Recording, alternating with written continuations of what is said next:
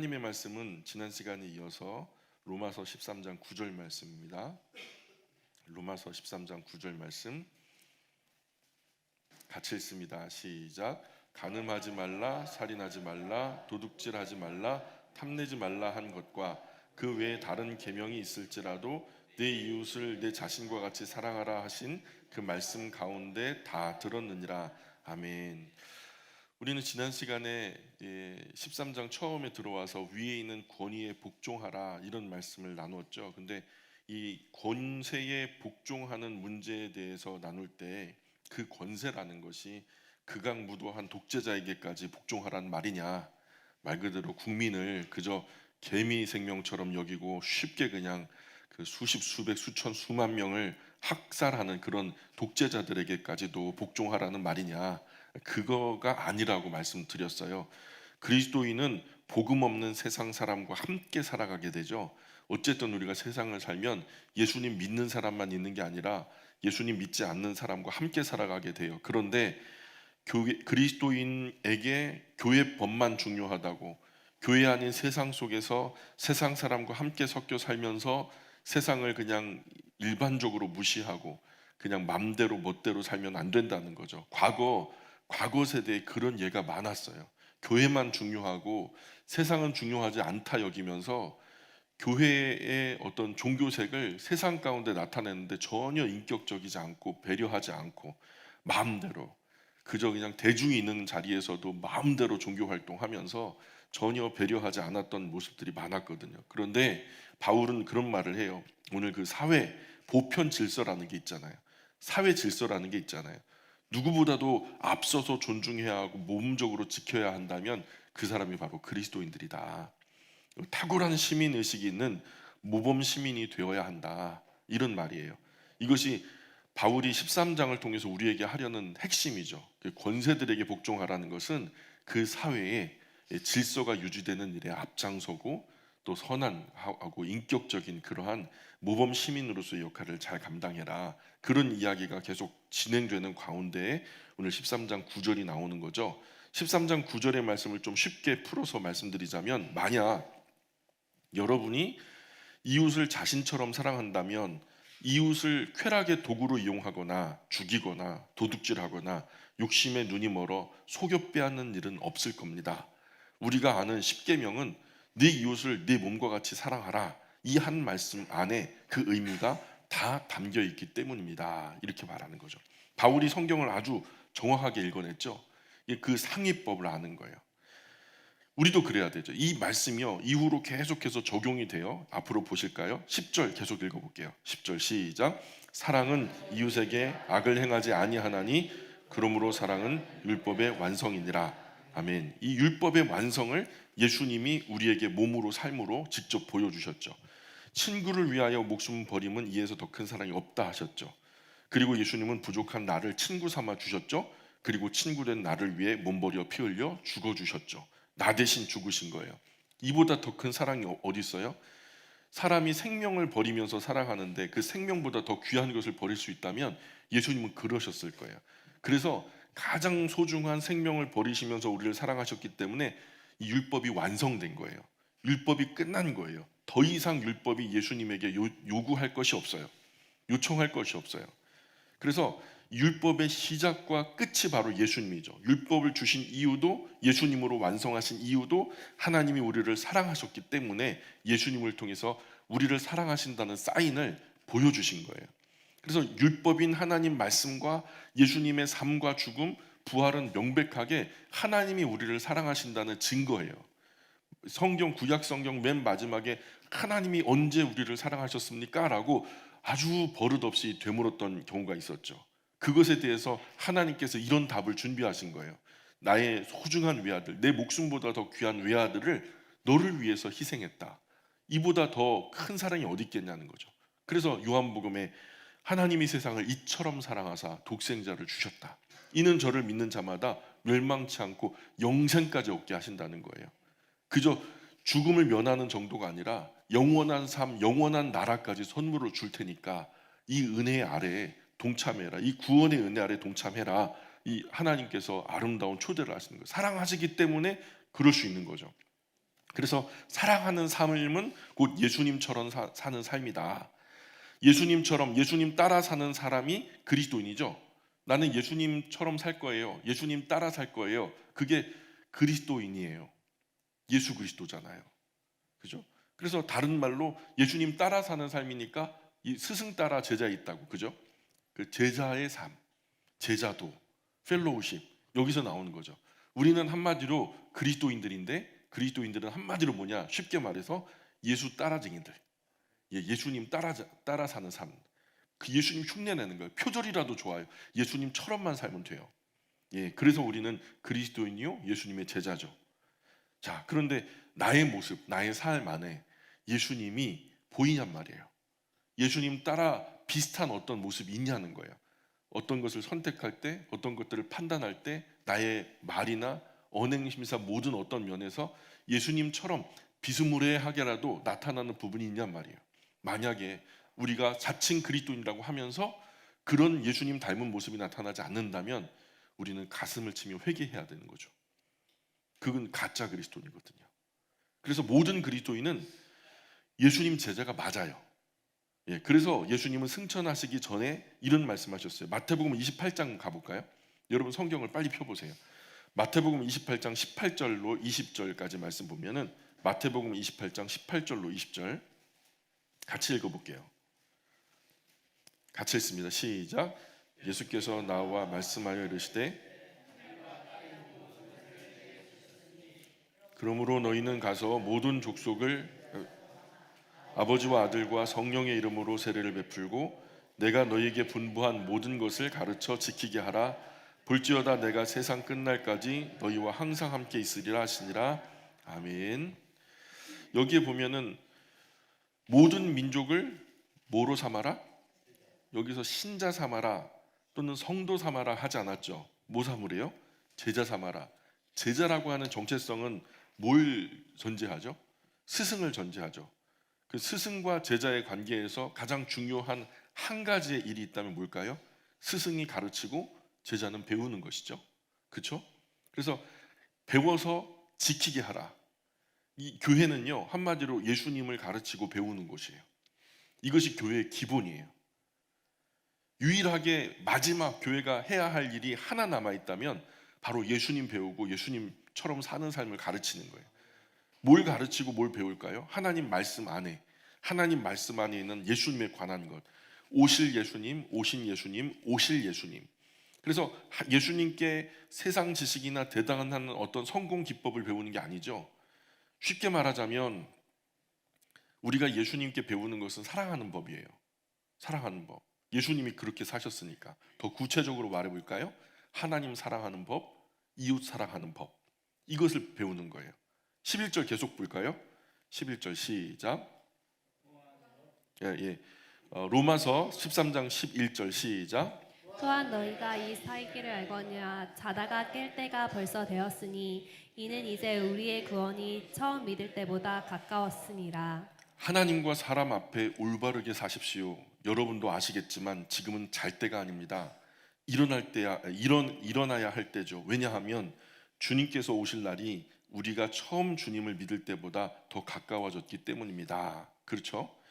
그래서 그리스도인은 두 가지 경우를 다 준비해야 돼요. 내가 언제 죽을지 몰라요. 개인의 종말. 그리고 성경에서 말씀하는 전체적 종말, 역사적 종말. 우리 세대 안에 그리스도인이 살아가는 그 인생 안에 하나님께서 예정하신 그 역사적 종말이 올지 아니면 개인의 종말이 먼저 맞을지 우리는 알지 못해요. 그리스도인은 세상과 다른 세계관, 가치관의 사람들이죠. 그러니 100년 미만의 짧은 이 세상 삶에서 세상이 누리는 모든 것 나도 따라 누리겠다라고 다 따라하면 안 돼요. 우리는 세상 사람이 아니죠. 세상 사람이 아니죠. 어떤 사람이죠? 그리스도의 사람이잖아요. 그렇죠? 그 욕심이에요. 세상 사람이면 세상 따라 사는 삶이 맞는데 우리는 그리스도인이기 때문에 세상 가운데 살기 때문에 뭐 누릴 수 있어요. 적당하게 하고 끊어낼 수 있어야 하죠. 절제해야지 세상 사람들처럼 모든 것 다 누리려고 하고 세상 사람들처럼 세상 다 따라 살면 안 된다는 거예요. 우리는 세상 사람이 아니잖아요. 그리스도인이죠. 그러면 예수님 따라 살아야죠. 우리 각자에게 주어진 이 짧은 남은 이 세상에서의 시간을 우리 주님께서 말씀하신 마땅한 일을 위해서 지혜롭고 겸손하게 성실하게 진실하게 살아가야 되잖아요. 그 세상에 미련 가지면 안 돼요. 연민을 느끼면 안 돼요. 시편 90편의 말씀처럼 시편 90편 12절에 이런 말씀이 나와요. 시편 90편 12절 우리에게 우리 날 계수함을 가르치사 지혜로운 마음을 얻게 하소서. 그리스도인은 시기를 분별할 줄 알아야 해요. 천년 만년 살 것처럼 방만하게 살면 안 되고 이것저것 다 벌려놓고 세상 사람들 누리는 거 다 누리겠다 이런 욕심 가득 마음 하나 가득 쌓아안고 우리가 그렇게 살 수는 없어요. 인생이 그러기엔 너무 짧거든요. 세월을 아껴야 된다. 성경이 말씀하는 바예요. 짧은 인생의 시간 꼭 해야 할 것 분별해가지고 선택하고 집중해도 부족한 시간이라고요. 지금도 늦었어요. 꼭 해야만 할 것 그 하나 붙들고 우리가 하기에도 지금 많이 시간이 늦어졌단 말이에요. 하나님 사랑하고 이웃 사랑하면서 살아야 되는데 지금 그것을 시작하더라도 많이 늦은 감이 있다는 거예요. 혹여 이 짧은 내 인생 안에 예수님 재림하신다고 해도 그분 앞에 부끄러움 없는 모습으로 설 수 있을 만큼은 바르게 살아야 한다는 거예요. 그러기 위해서 그리스도인은 깨어 있어야 된다. 깨어 있어야 된다. 자다가 깬다는 것은 뭐 육신적으로 오늘 아침에 여러분 자다가 깬 것처럼 육신의 잠을 말하는 게 아니죠. 맑은 정신과 육체로 우리의 남은 날을 계수하면서 겸손하고 절제하며 하나님 앞에 살아간다는 거예요. 이 시대와 상황을 분별하면서 지금 영원한 하나님의 나라 구속 역사 중에 하나님이 창조요 종말이에요. 시작과 끝이요 처음과 나중이요 알파와 오메가가 되시는 분이에요. 하나님의 역사는 시작되었고 끝날 거예요. 자, 이 상황 가운데 과연 어디쯤에 우리가 서 있는지를 분별하면서 깨어 있어야 된다는 말이죠.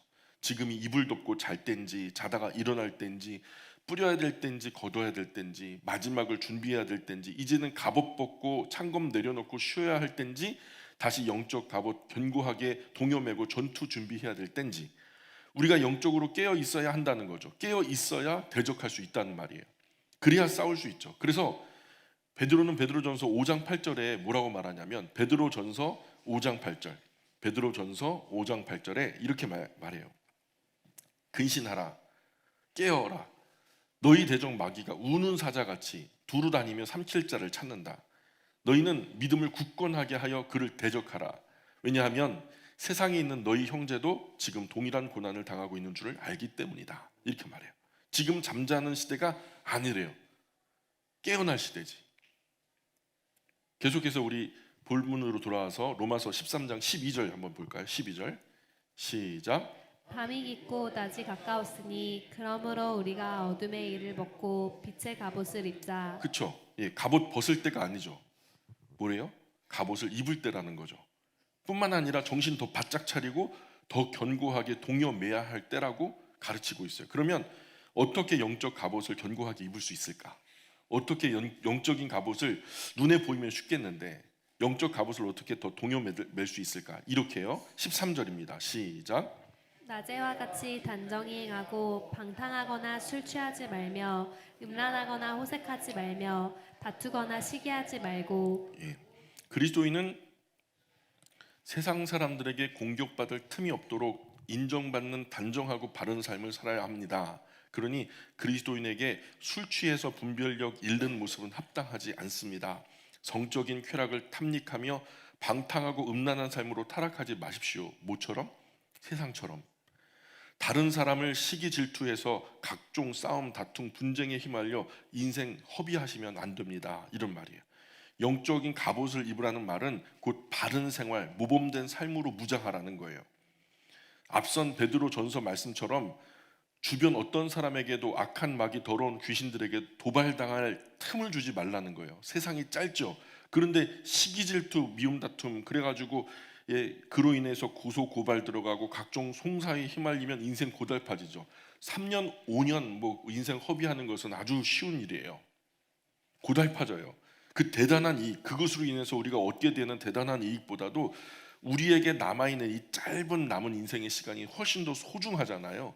그러니까 지혜롭고 현명하게 분별하라는 거예요. 적당하게 끊어낼 수 있어야 한다라는 거예요. 거기에 집착하다가는 이 100년이라고 하는 인생이 짧다는 거죠. 결국 미련, 연민만 가득해서 나중에 죽을 때 후회하며 죽는 거예요. 그러면 안 된다는 거예요. 그리스도인은 그래서는 안 된다는 거예요. 그래서 14절입니다. 시작. 오직 주 예수 그리스도로 옷 입고 정욕을 위하여 육신의 일을 도모하지 말라. 예, 여러분 예수님처럼 우리의 남은 삶을 우리가 마땅히 해야 할 올바른 삶을 집중하며 살 수 있어야 합니다. 그렇죠? 여기서도 말 인생이 짧으니까요. 선택하고 집중하셔야 된다는 거예요. 어떻게 살지 결정하셔야 돼요. 이 되는 대로 매일매일 날 밝았으니까 오늘도 그냥 되는 대로 살아가볼까? 그렇게 하는 게 아니에요. 그리스도인은요 선택하고 집중해야 돼요. 어떻게 살아야 되겠다라고 결정하셔야 된다는 거예요. 이를 위해 100년 미만의 육체의 정욕을 채우려고 욕심하면 안 됩니다. 이 짧은 100년 미만에 우리가 육체에 요구하는 모든 것들을 다 해보려고, 그저 100년 미만에 끝나버릴 세상 일에 너무 깊이 빠지지 말라는 거예요. 그래서 짧은 세상 욕심 채우려다가 영원한 하나님의 나라 일 못하면 진짜 손해죠. 그렇죠? 14장으로 건너가 볼게요. 1절입니다. 자, 계속 흐름은 같아요. 14장 1절 시작. 믿음이 연약한 자를 너희가 받되 그의 의견을 비판하지 말라. 지금 뭐 미움 다툼 시기 질투 뭐 소송 송사 뭐 이런 것들이 걸리면 안 된다고 하는데 교회 안에서도 그런 일이 벌어졌어요. 그게 뭐냐면 지금 14장 1절에서는 이렇게 말하죠. 아직 신앙이 부족한 사람이 함께 그리스도인 되길 원한다면 받아들이세요. 미흡한 신앙의 주장을 펼친다고 비판하지 말아주세요. 이런 말이에요. 어린 아이도 참 신앙이 부족하죠. 또 신앙생활 이제 막 시작하는 익숙하지 않은 새 가족도요 아직 잘 몰라서 그럴 수 있죠. 몰라서 그럴 수 있는 거죠. 그죠? 우리도 그랬으니까. 우리 교회가 말하는 것을 원만하게 이해하려면 아직 한참은 더 들으셔야 돼요. 그렇죠? 왜 교회가 창세기부터 요한계시록까지 전체를 가르치고 배워야 한다라고 그러는지, 왜 방언을 자제시키려고 하는지, 왜 음식을 가려 먹어야 한다고 하는지, 왜 모임이 이렇게도 없는지, 왜 믿음이 아니라 충성됨의 구원을 자꾸만 강조하는지, 이런 이야기들은요 자초지종을 다 들어봐야 돼요. 깊이 있게 들어봐야 되거든요. 처음엔 안 들려요. 도대체 뭔 소리 하나 싶어요. 근데 2번 듣고 3번 듣고 10번 듣고 반복하면서 들으면은 이해도가 점점점 넓어져요. 그렇죠? 기다려 줘야 되는 거죠. 처음부터 어떻게 100%를 다 들을 수 있겠어요? 우리 교회도 우리 교회 처음 오시는 분 중에는 신앙이 연약한 분이 있어요. 신앙도 건강도 경제적 사정도 부족해서 어려운 분이 있죠. 특별한 어려움 없어도 여러 이유 여러 사정으로 우리 교회에 들어오는 분이 있어요. 이런 분들의 공통점은 아직 우리 교회와 신앙생활에 익숙하지 못하다는 거예요. 그러니까 어떻게 해야 될까요? 잘 배려해야 되겠죠. 예. 자, 14장 2절 14장 2절입니다. 시작. 어떤 사람은 모든 것을 먹을 만한 믿음이 있고 믿음이 연약한 자는 채소만 먹느니라. 예, 이것은 뭐 건강상의 이유로 채식을 하는 뭐 베지테리언이라든가 비건을 말하는 게 아니에요. 여기서는 신앙상의 이유로 나는 우상에게 바쳐진 고기를 먹지 않겠다 해가지고 나는 그러면은 채식만 하겠다, 이 다짐한 사람들 얘기예요. 당시 시장에서 유통되는 대부분의 소와 양, 염소 고기가요 우상에게 바쳐진 제물에서 나오는 거예요. 뭐 거의 9할 이상이. 그죠? 시장에 가가지고 고기를 사면요 우선 우상에게 바쳐졌던 제물이라고 생각해도 틀리지 않는 그런 시절이었어요. 그러면 신앙 양심에 거리낄 일이 없이 고기 안 먹으면 가책될 일이 없을 때니까요. 그래서 고기를 아예 먹지 않겠다. 내가 어떻게 우상에게 바쳐졌던 그 제물을 내가 여호와 하나님을 섬기는 사람으로서 먹을 수 있겠는가? 나는 신앙 양심상 그 못 먹겠다. 그렇게 선언하고 채식을 선언한 사람도 있었다는 거죠. 그러면 고기 먹는 사람은 신앙이 약한 건가요? 아니라는 거예요. 온 세상 유일한 하나님은 여호와 하나님밖에 없죠. 이스라엘아 들으라, 우리 하나님은 오직 유일하신 여호와시니 마음과 뜻과 정성 다해 내 하나님 여호와를 사랑하라 하잖아요. 유일한 하나님은 여호와 하나님밖에 없다는 거예요. 세상이 아는 그러면 모든 다른 신들은 다 우상인 거죠. 어리석은 형상, 어리석을 우, 형상상. 그래서 어리석은 형상, 그것은 가짜 신이에요. 그러니 있다 하지만, 세상은 있다 하지만 사실은 없는 거예요. 허상인 거죠. 이것이 성경이 가르치는 바예요. 그들의 모든 신과 그 신들을 향한 우상 숭배의 모든 종교적인 행위는 사실상 아무것도 아닌 거예요. 그러니 우상에게 제물을 바쳤다고 해도 첫째로 우상 자체가 없고요. 둘째로 만유는 하나님께로부터 왔으니 다 누구 거예요? 다 하나님 거예요. 그리고 셋째로 하나님께서 이것을 누구에게 주셨죠? 하나님이 하나님 무에서부터 유로 만드시고 그것을 하나님의 형상대로 지음 받은 사람에게 주셨거든요. 우리 사람에게 주신 거예요. 이렇게 생각하고 그러면 다 결론적으로 우상은 없다. 그리고 이 종교적인 행위가 다 허식이다. 아무 의미 없는 행동들이다. 그러니 우리는 이 모든 것들은 다 하나님의 것이라고 믿는다. 그리고 하나님이 우리에게 주셨다. 아무 거리낌 없이 자유롭게 시장에서 파는 고기 사다가 먹는 그리스도인이 있었던 거죠. 그렇다 할지라도 우상 앞에 놓였던 고기를 먹느냐 마느냐 이 문제 놓고 논쟁하지 말라는 거예요. 바울은. 어떤 분은 그거 먹어도 아무 해로울 것 없다. 다 하나님 주신 것이다. 다 하나님 것이다. 이렇게 믿고 먹는 분도 있었다는 거예요. 신앙이 연약한 분은 그렇지 못했다는 거죠. 그런 분은 어떻게 우상에게 바쳐진 고기를 먹느냐, 차라리 내가 평생 채소만 먹겠다, 이렇게 생각한 분도 있었다는 거예요. 그러니 3절 계속 읽어볼게요. 3절 시작. 먹는 자는 먹지 않는 자를 업신여기지 말고 먹지 않는 자는 먹는 자를 비판하지 말라. 이는 하나님이 그를 받으셨음이라. 예, 고기 먹어도 된다는 분은 먹지 않겠다는 분을 업신여기지 마세요. 그리고 또 고기 먹지 않는 분은 고기 먹는다고 먹는 분을 비난하지 마세요. 하나님은 어떤 신앙의 이유로 고기를 먹든 안 먹든 여러분을 다 하나로 받으셔서 하나님 종 삼으셨습니다. 이 메타피직스예요. 이게 먹느냐 마느냐의 문제가 아니에요. 그럼 먹느냐 마느냐, 먹는 사람 안 먹는 사람은 앞서 얼굴을 대면하고서 두 사람 중에 한 사람이 죽을 때까지 싸워야 되거든요. 이것을 갖다 조망을 높여서 하나님의 눈으로 볼 때 먹는 사람도 하나님이 사랑하시고 안 먹는 사람도 하나님이 사랑하시니 다 같은 하나님의 종이다. 바울이 이런 논리를 가지고 가요. 4절 계속 읽어볼까요? 4절 시작. 남의 하인을 비판하는 너는 누구냐? 그가 서 있는 것이나 넘어지는 것이 자기 주인에게 있음에 그가 세움을 받으리니 이는 그를 세우시는 권능이 주께 있음이라. 예, 종의 행동을 판단할 분은 누구라는 거예요? 주인밖에 없죠. 종을 판단하자면 주인밖에 없어요. 그러니 우리의 옳고 그름을 판단하실 분은 오직 주인 되신 하나님 한 분뿐이다. 이게 바울의 논리예요. 누가 잘못되었든 하나님은 결국 그 종들의 행동을 바르게 인도해 주시고 결국 판단해야 한다면 하나님만 판단하실 거다. 이런 얘기거죠. 5절 계속 읽어볼게요. 5절 시작. 어떤 사람은 이 날을 전날보다 낮게 여기고 어떤 사람은 모든 날을 같게 여기나니 각각 자기 마음으로 확정할지니라. 아멘. 고기뿐만 아니라 날에 관한 그 갈등도 있었어요. 이 날에 대한 갈등이 뭐냐면 사람이 관성이 있어서 살던 대로 살려고 하죠. 그죠? 유대교에서 기독교로 개종한 그리스도인이요. 그리스도인 중에 특별히 이런 갈등이 많았어요. 유대교는 전통적으로 그 창조의 마지막 날인 이 모든 것들을 만드시고 쉬셨다 하니까 토요일 날 안식을 했단 말이에요. 그날을 안식일로 지켰다고요. 안식일 토요일을 모임의 날로 정해야 맞다라고 주장하는 거예요.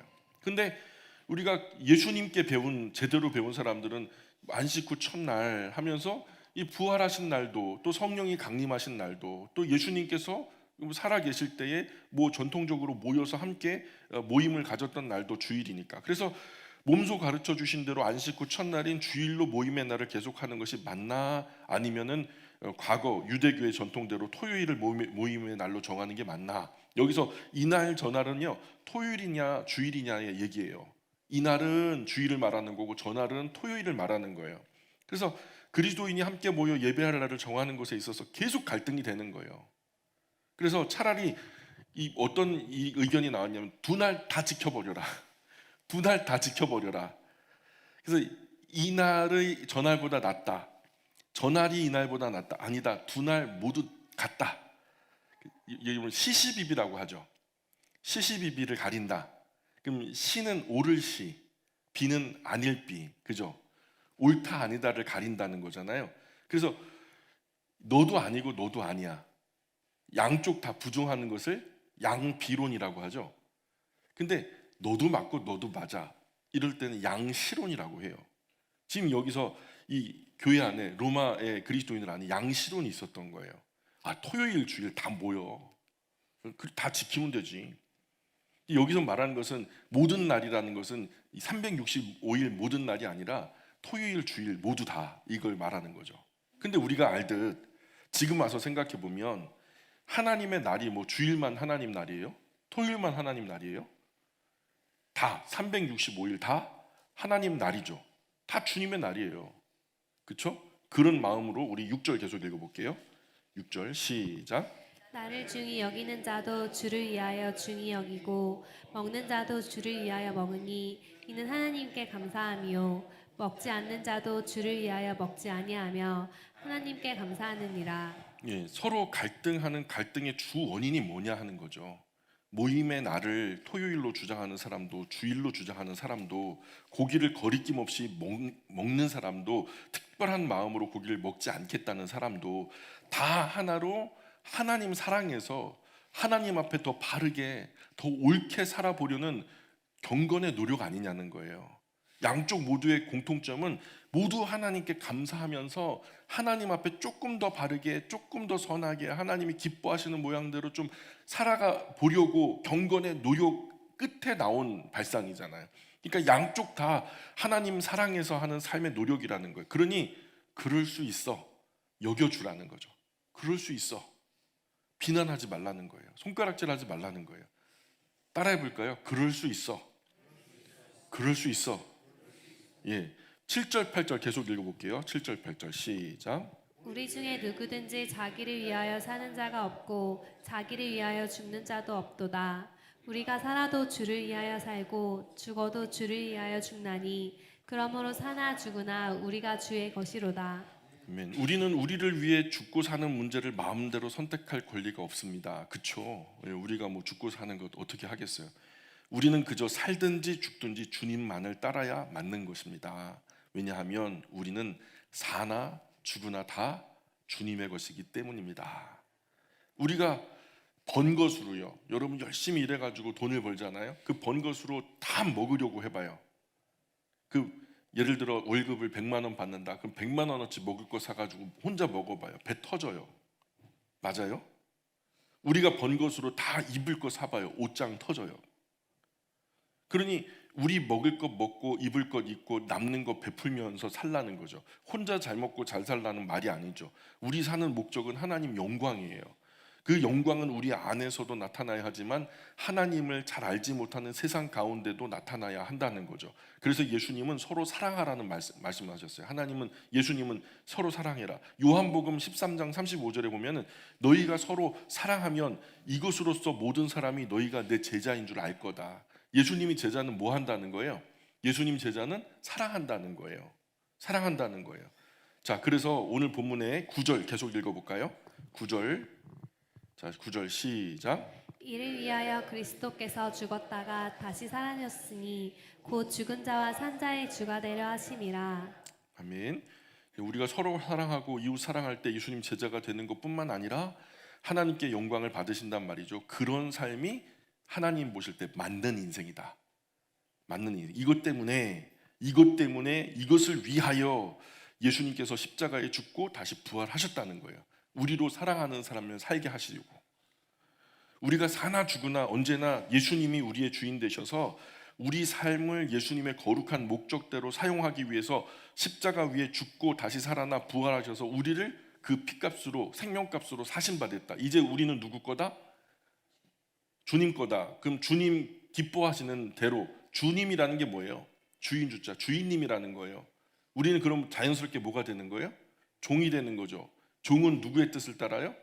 주인은 누구라고요? 예수님. 예수님이 우리에게 뭘 요구하실까요? 사랑하라는 거예요. 사랑하며 살라는 거예요. 그거 위해서 나를 위해 죽어주셨다는 거예요. 사랑하지 못하면 내 제자가 아니라는 거예요. 그래서 10절에 계속 읽습니다. 시작. 네가 어찌하여 네 형제를 비판하느냐 어찌하여 네 형제를 업신여기느냐 우리가 다 하나님의 심판대 앞에 서리라. 아멘. 우리에게는 형제를 비판하거나 업신여길 권리가 없습니다. 그렇죠? 그래서 우리에게는 우리 옆에 있는 다른 어떤 동료, 지체들이 하는 행동 그런 것들에 대해서 비판하거나 판단할 만한 권리가 우리한테는 없어요. 우리는 다 같이 하나님 앞에 서게 될 거라는 거죠. 자, 우리 모두 하나님 판단 받을 사람들이죠. 다른 사람 판단 받을 사람, 다른 사람 판단할 사람은 아니라는 거죠. 그렇죠? 우리가 다른 사람에 대해서 뭘 알아요? 다른 사람의 그 깊은 마음의 숨은 의도까지 잘 알아요? 만약에 내가 생각했던 그것이 아니라면요? 그거 오해라면요? 그거 책임질 수 있어요? 감당할 수 있겠냐고요? 내가 그 사람을 진짜로 안다고 생각해서 그 안다는 것을 가지고 그 사람을 판단했는데 사실 그게 아니라면요. 그 사람의 마음이 원래 그 마음이 아니었다면요. 그거 어떻게 책임지려고요? 11절 보세요. 11절. 시작. 기록되었을 때 주께서 이르시되 내가 살았노니 모든 무릎이 내게 꿇을 것이요 모든 혀가 하나님께 자백하리라 하였느니라. 예, 이사야서 45장 23절을 인용하고 있어요. 우리가 찾아서 한번 읽어볼까요? 이사야서 45장 23절. 이사야서 45장 23절. 시작. 아직 20 이사야서 45장 23절.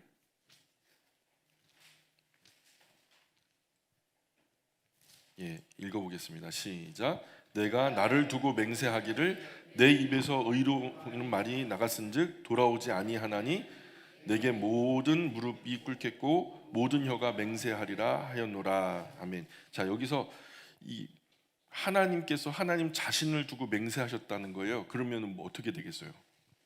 하나님이 하나님 자신을 두고 맹세하셨대요. 그럼 그렇게 하신 말씀은 반드시 이루어지겠죠? 반드시 이루어질 텐데, 근데 뭘 맹세하신 걸까요? 뭘 맹세하셨냐면 내가 말한 나의 의로운 일은 취소되거나 포기될 일이 없다. 그대로 이루어질 것이다. 세계 만민이 내 앞에 무릎 꿇고 모든 사람이 내 앞에 신앙을 고백하게 될 것이다. 여기서 이 신앙을 고백하게 된다라는 것은 지금 이 정황은 뭐냐면 요한계시록 20장을 반영하는 거예요. 요한계시록 20장에 가보시면 마지막에 첫 번째 부활, 일곱 번째 나팔 소리와 함께 부활한 사람들도 여기 포함되고요. 나중에 심판의 부활, 불순종 끝까지 불순종하다가 부활한 사람들도 여기 하나님의 보좌 앞에 다 모여요. 존재했고 존재하며 존재할 모든 사람이 그 하나님의 보좌 앞에 온 우주적인 심판대 앞에 서게 된단 말이죠. 그래서 반드시 하나님 심판대 앞에서 하나님의 심판, 하나님의 판단을 받게 돼요. 그러면 내 눈앞에 하나님의 보좌가 펼쳐졌는데 그때 하나님 없다 할 사람 있을까요? 그래도 하나님 없어. 귀 가리고 눈 가리고 고개 흔들면서 하나님 없다 할 사람 있을까요? 절대로 그럴 수 없다는 거예요. 눈앞에 있는데요. 그래서 그때는 모든 사람이 나에게 신앙을 고백하게 될 거다라는 말씀은 그때는 아무도 나의 존재를 부인할 수 없을 것이다 이 말이에요. 결국 로마서 14장 11절 말씀은 결국 하나님의 완전한 공평과 정의로 모든 이가 심판을 받게 될 것이다. 판단을 받게 될 것이다. 누구도 그 판단에 시비 걸 수 없을 것이다. 왜냐하면 하나님은요 완전한 공평과 완전한 정의로 판단하실 테니까 그날에. 그래서 12절에 시작. 우리 각 예, 사람이 다시 14장 12절 시작. 이러므로 우리 각 사람이 자기 일을 하나님께 직고하리라. 한 사람도 빠짐없이 이 세상에 있었던 자기 일을요 하나님 앞에 100% 솔직하게 다 자백하게 되죠. 감출 수가 없어요. 그냥 하나님은 영이시라 그냥 모든 세포 사이를 갖다 다 투명하게 비칠 거예요. 내 숨은 의도, 생각, 내가 이 100년 짧은 인생 안에 했던 모든 일과 언행 심사가 다 그대로 하나님의 심판대 앞에 드러나게 될 거예요. 반드시 그렇게 될 거예요. 하나님에게는 시간은 영원히 있어요. 그때는 부활한 우리의 육체가요 영원토록 존재하도록 완전한 육체를 덧입게 되니까요 아무리 기다려도 지치지 않아요. 모든 존재했고 존재하며 존재할 사람들이 다 심판받을 때까지 그것은 끝나지 않을 거예요. 아멘. 그러니까 두렵고 떨리는 마음으로 살아야죠. 두렵고 떨리는 마음으로. 한 사람도 빠짐없이 하나님 앞에 이 세상에 있었던 자기를 하나님 앞에 100% 솔직하게 진실하게 다 자박하게 될 건데 감출 수가 없죠. 왜냐하면 그날엔 우리 마음도 양심도 투명한 유리알처럼 다 드러나서 하나님 심판대 앞에 절대로 감출 수가 없다는 거죠. 13절 시작. 그런즉 우리가 다시는 서로 비판하지 말고 도리어 부딪힐 것이나 거칠 것을 형제 앞에 두지 아니하도록 주의하라. 예, 그러니까 교회가 자꾸 이상한 규칙이나 장치 만들어 가지고 형제를 비판하고 시비 걸고 딴지 걸지 않도록 주의하세요. 왜 그럴까요? 왜 그렇게 하지 않도록 주의하라는 거예요? 하나님이 나중에 판단하실 거니까 교회가 어설프게 판단하지 말라는 거예요. 그리스도인이 어설프게 판단하지 말라는 거예요. 영원 불변의 진리는 자유롭죠. 예, 그래서 진리를 알지니 진리가 너희를 자유케 하리라 그러죠. 참된 진리를 알게 되면 참된 자유를 누린다는 말이죠. 맞아요?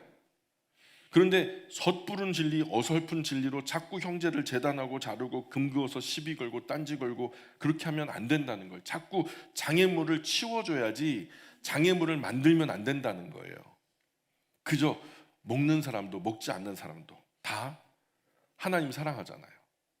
근데 이걸 가지고요, 어떤 바보 같은 사람이요, 제가 음식 가려야 됩니다, 레위기 11장에서 나타나는 먹을 거 먹지 않아야 될 거 가려야 됩니다 라고 얘기하니까 요 14장의 말씀을 빗대어서 이거 모두 먹으나 먹지 않으나 다 자유롭게 하도록 했는데 왜 음식 가지고 가려야 된다라고 말합니까?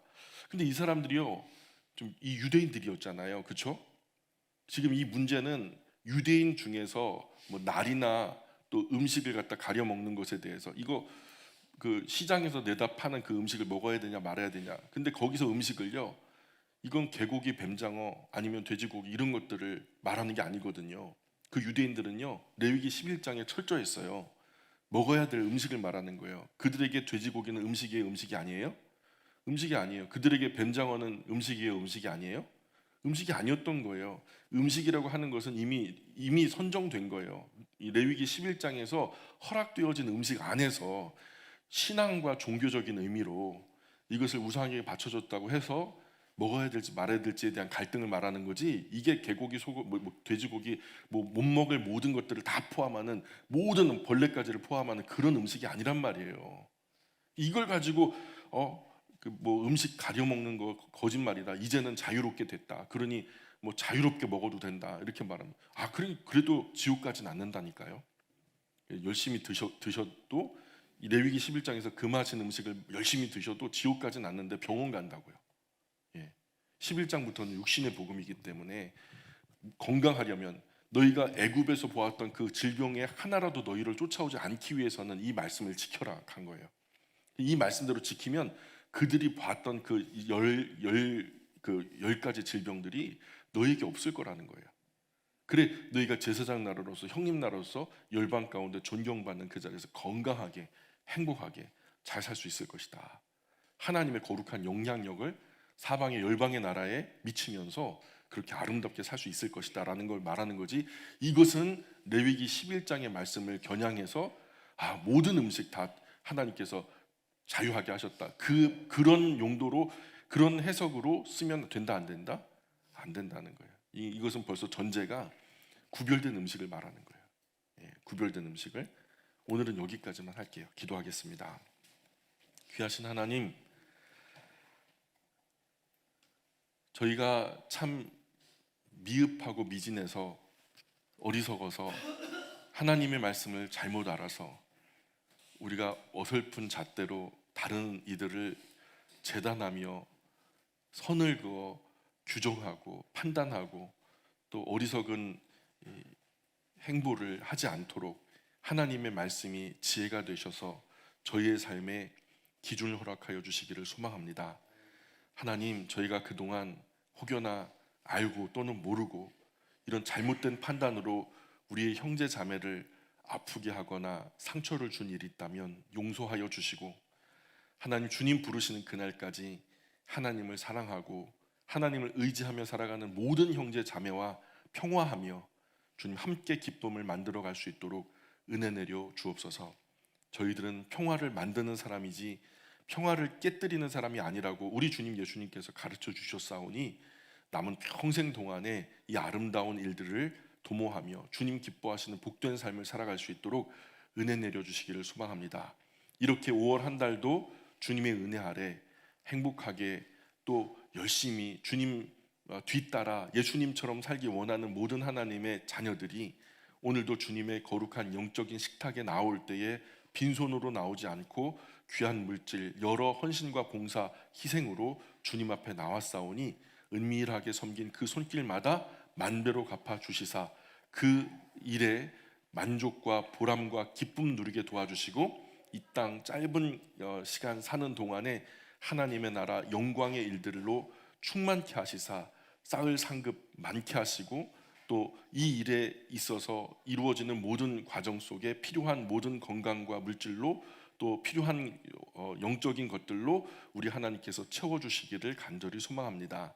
오직 하나님만 영광 받으셨으면 좋겠습니다. 감사하며 예수님 거룩하신 이름 의지하여 기도합니다. 아멘.